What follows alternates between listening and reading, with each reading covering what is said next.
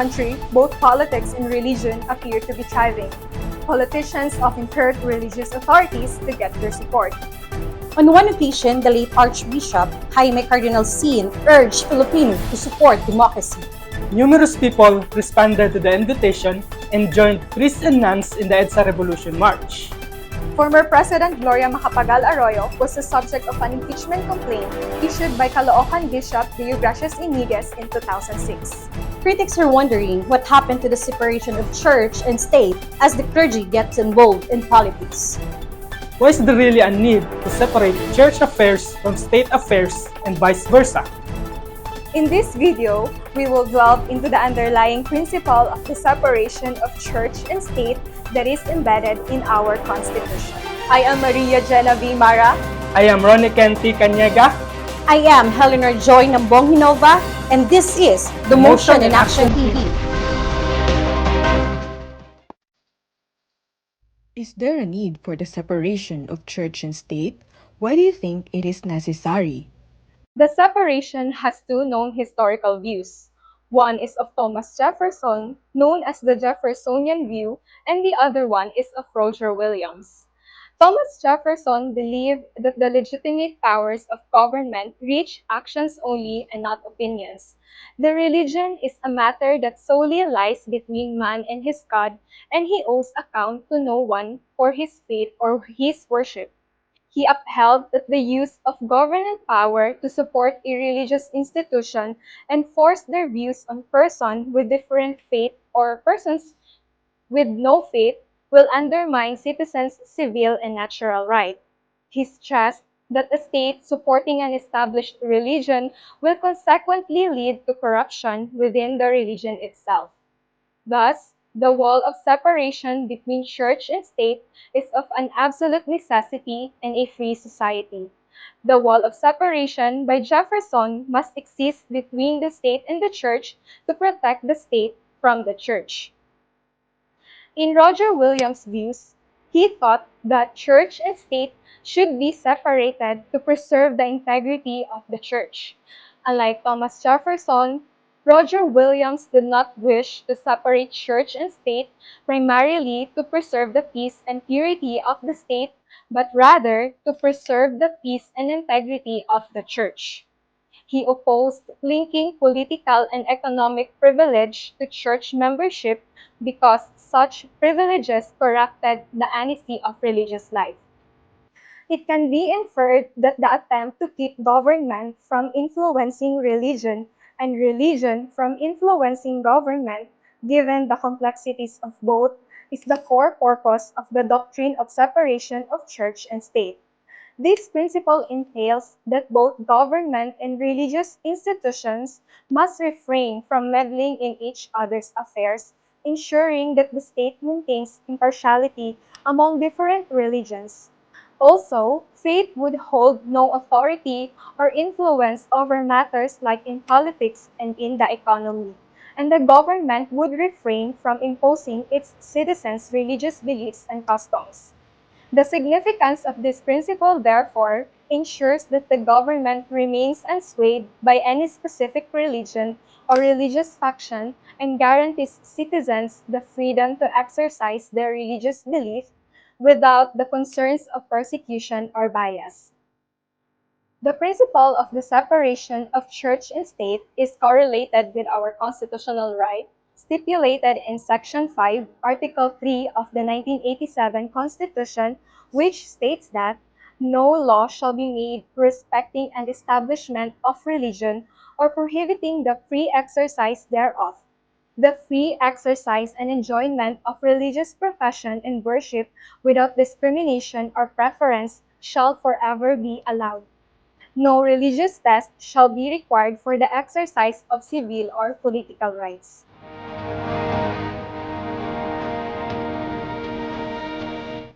How did the doctrine of the separation of church and state emerge in our country? Before the Philippines fell under American rule, the archipelago was covered by the blanket of Catholicism. The union of church and state prevailed. Catholicism was the state religion under Spanish Constitution of 1876. Civil authorities held religious functions while the friars exercised civil powers. The right to engage in public ceremony of worship was exclusive to Catholics. Although the Spanish Constitution itself did not extend to the Philippines, Catholicism remained the established church throughout the Spanish rule in our country. In fact, Catholicism was safeguarded by the Spanish Penal Code of 1884, which was in effect in the Philippines. Chapter 6 of the Penal Code, titled Crimes Against Religion and Worship, even addressed offenses against the state religion. However, with the arrival of Americans in our country, the state church arrangement underwent a transformation. The coming of the unique American experiment of the separation of church and state was introduced to the Philippine soil. The previous structure in which the church uses the state and the state uses the church as a tool to advance their respective goals was reformed. And this kind of structure may cause detriment to both organizations. The idea of separating church and state was recognized in the early stages of our constitutional development. Starting with the Malolos Constitution, it was then included in the Treaty of Paris between the United States and Spain in 1898. The principle was reaffirmed in the President Mackenzie's instructions to the Philippine Commission, reiterated in the Philippine Bill of 1902 and the Autonomy Act of August 29, 1916, the ultimately enshrined of the Philippine Constitution as the highest expression of the will of Filipino people. What are the rights integrated under the principle of the separation of church and state in the Philippines? The right to religious freedom entails the liberty to observe one's religion or belief system devoid of government or individual intervention and coercion. This entitlement stands as a fundamental pillar of an equitable and democratic society. Being a citizen of the Philippines gives you the privilege of exercising your religion without government interference. This implies that you can attend religious services, commemorate religious festivities, and partake in various religious pursuits without concerns of persecution or bias. Furthermore, you retain the liberty to choose not to engage in any religious practices, protected against any potential discrimination or persecution. This signifies that the government lacks the authority to impose a specific faith upon anyone, allowing any person the freedom to embrace and express any belief system or lack thereof, without punishment or accountability. The importance of these rights is very important, for they guarantee citizens the independence to adhere to their conscience and their convictions, unburdened by their fear of persecution or coercion. The principle of separation of church and state further signifies that every citizen should receive equal treatment regardless of their religious affiliations. In practical terms, this implies that discrimination or denial of rights based on one's religion should be entirely prohibited. Statutes incorporated in this principle are designed to shield citizens against religious discrimination, including regulations that prevent bias in employment and education. This principle, in turn, guarantees impartial and uniform legal treatment for all citizens. In addition, the international law has laid down integral rights that safeguards every individual's freedom of religion and belief. It is provided under Article 18 of the Universal Declaration of Human Rights, Article 18 of the International Covenant on Civil and Political Rights, and the Declaration on the Elimination of all forms of intolerance and of discrimination based on religion or belief.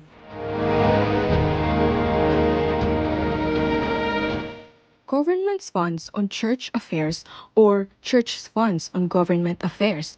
What are the rules of their applicability, or are there any?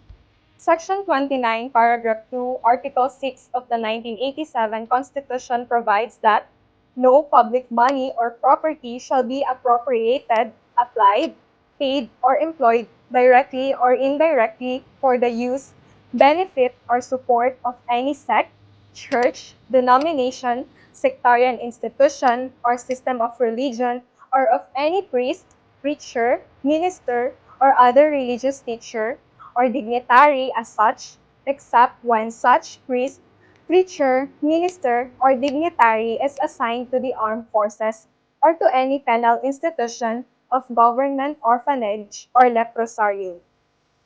The prohibition or limitation is a direct corollary of the principle of separation of church and state. The doctrine of the separation of church and state implies that public funds should refrain from endorsing any specific religion or religious faction.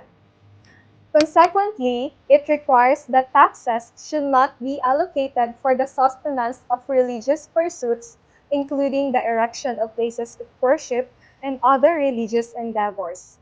This principle guarantees that the government will not be impartial or unbiased towards any kind of religion and prevents specific religions or religious entities from receiving special privileges.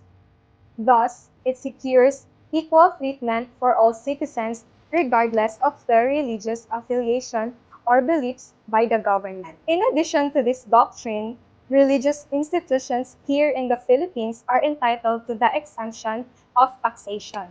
Section 28, Paragraph 3, Article 6 of the 1987 Constitution provides that charitable institutions, churches, parsonages, or convents apportionment thereto, mosques, non-profit cemeteries, and all lands, buildings, and improvements actually, directly, and exclusively used for religious, charitable, or educational purposes shall be exempt from taxation. However, BIR Commissioner Kim Jacinto Henares clarified this constitutional right and said that what are exempted from tax are only those things or services which are in performance of their religious function. BIR explained that if a church is selling a product or if a priest endorses someone and earns from doing so, that is not earning from religious activity, hence it will be taxed.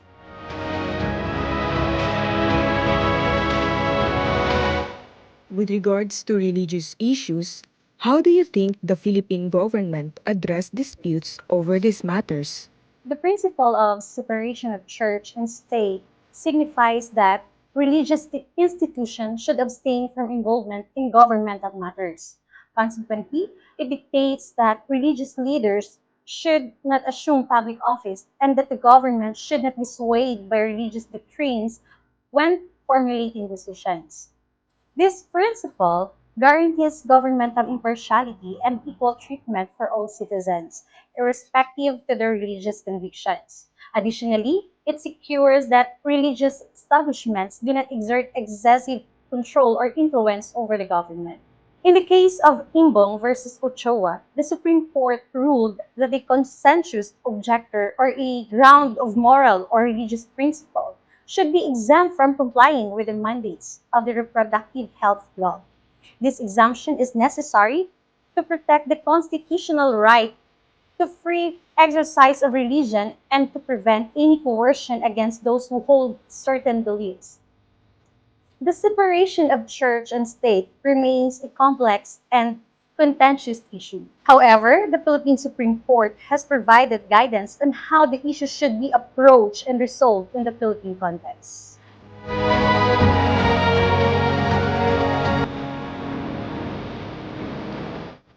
The principle of separation of church and state stands as a cornerstone of contemporary democracies, firmly embedded within our Constitution.